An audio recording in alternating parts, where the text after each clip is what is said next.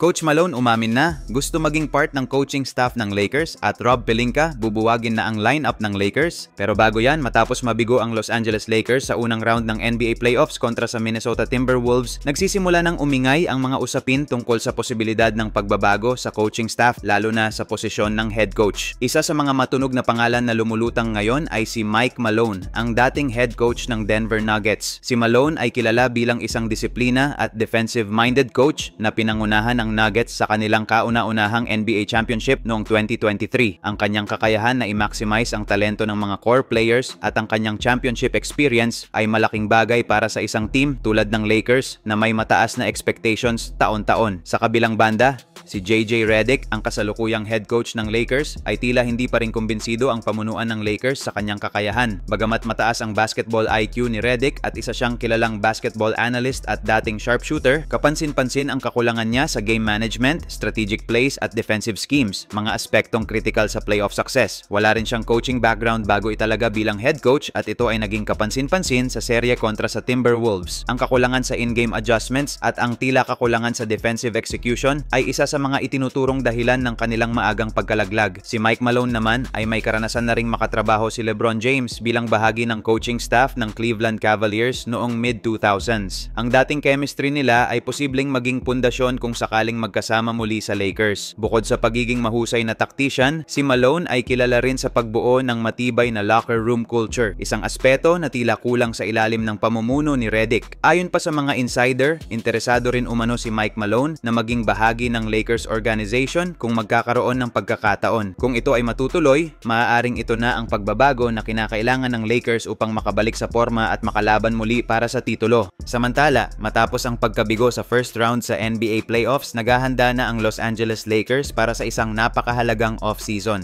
Pinangungunahan nina LeBron James at Luka Doncic ang kanilang kampanya para sa redemption at ayon sa mga ulat, aktibo na ang front office sa paghahanap ng mga matitinding galaw upang palakasin ang kanilang roster. Isa sa mga pinag-uusapang posibilidad ay isang blockbuster trade kasama ang karibal nilang Boston Celtics. Ang Celtics na nag-champion last season ay may kinakaharap na hamon ngayong off-season. Dahil sa salary cap issues at tumatandang core, inaasahang magbabago ang kanilang roster. Ayon kay Shams Charania ng ESPN, the rest of the league is bracing for some level of change to the Celtics roster this off-season. Isa sa mga target ng Lakers ay sina Kristaps Porzingis at Jrue Holiday na mga all-star caliber player. Ayon kay Dean Simon ng Sporting News, may tsansa ang Lakers na kunin si Porzingis at Holiday upang magbigay ng elite defense at veteran leadership, mga aspeto na kulang sa kasalukuyang roster ng Lakers. Si Holiday ay may kakayahang depensahan ang maraming posisyon, isang malaking tulong sa kakulangan sa depensa ni Doncic. Bukod dito, dala niya ang playoff experience at leadership na babagay sa tandem ni LeBron at Luka, habang si Porzingis naman ay isang big man na kaya mag-stretch ng floor dahil sa kanyang elite 3-point shooting. Upang makuha ang dalawa ay maaaring i-alok ng Lakers sina Austin Reeves, Dalton Knecht, Jared Vanderbilt, Rui Hachimura at draft picks para sa Lakers. Makakakuha sila ng playoff-tested defender na hindi masyadong magsasakripisyo ng scoring. Para naman sa Celtics, mababawasan nila ang salary burden at makakakuha ng batang scorer at future assets. Kung matutuloy ang trade, maaaring ito ang pirasong kulang sa puzzle para sa ika-18 na championship ng Lakers.